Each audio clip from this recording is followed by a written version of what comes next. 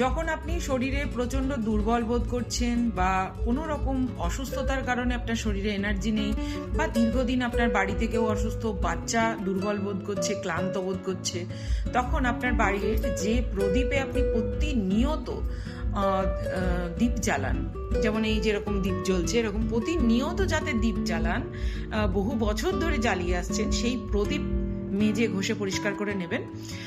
তেল যেন না থাকে, তার মধ্যে গঙ্গা জল রাখুন এবং তার সামনে আপনি একটি মন্ত্র জপ করুন।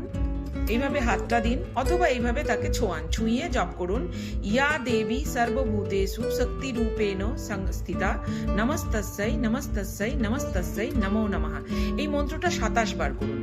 এইবার এইটা নর্মাল এনার্জি কিন্তু আপনাকে দেবে, সকালবেলা হোক যখনই হোক সারাদিনে, মোটামুটি সকালবেলায় সব থেকে ভালো।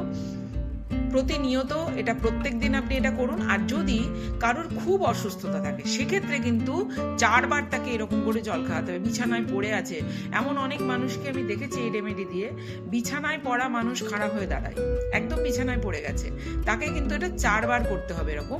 সেক্ষেত্রে আপনি জলটা একবারে তৈরি করে রেখে দেবেন, 108 বার জপ করবেন, করে জলটা একবারে তৈরি করে রাখলেন।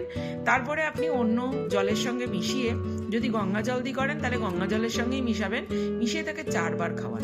তারপরে দেখুন ম্যাজিক। আর আমি যেসব রেমেডি বলি সেগুলো আমাদের বেদে, আমাদের পুরাণে এক্সিস্ট করে, এটা চণ্ডীতে এক্সিস্ট করে। এরম কিছু বলি না যেগুলো নিজের বানানো মন্ত্র, এগুলো পরীক্ষিত এবং আগে লোকেরা করেছে এবং তাতে কাজ হয়। ধন্যবাদ।